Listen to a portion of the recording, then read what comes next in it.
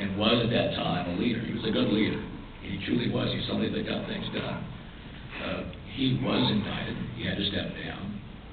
And he is probably now not going to serve because they're going to have a new election for a new leader. And that's as it should be. But I have, frankly, I've seen Tom DeLay work from inside, and he's good. I still stand behind that statement. Point of the matter is, the rest of it's going to be determined by a court of law, so we'll wait for that. On the point of, second point, before I get to the second point was earmark in the bill? Earmark. That has been beaten up by about 8 or 10 editors around town who don't quite get the picture. What we were trying to do, earmark, by the way, is not a bad thing either. Trying to help Amtrak raise revenue. 6 years ago, this company formed an agreement with Amtrak. And Amtrak was going to provide 350 cars to refrigerate produce and push it around the country. They came up with 110. That's all they could produce. And then the new management in 02, this is after 99, decided, the management of Amtrak decided they weren't going to do this anymore. Get out of the business. They tore up the contract. So it's been a litigation. The fact that this gentleman who owns this company was a donor of mine and a big donor had nothing to do with the fact that the money was going to Amtrak.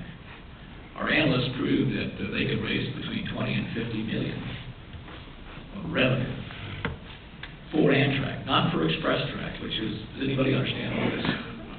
Express Track is a company, a Michigan company, and I'll do my best to help any Michigan company anytime I can, and I've done that over and over and over. But the fact is that the Express Track is nothing more than a company that has a contract with produce. It wants to get produce from point A to point B across the country. So it's not that it was a money for Express Track at all. It's money for a demonstration project for Amtrak. One day they'll figure it out, but that's exactly what the story is. I mean, in terms of the visit to Hawaii, you're going to see this in the Free Press this morning.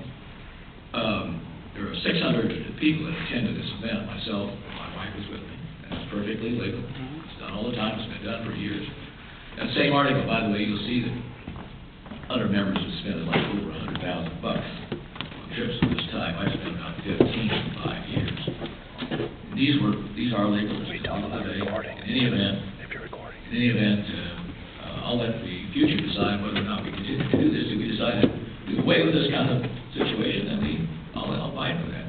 Currently, it is not law. If it becomes law, obviously I'm abiding by law.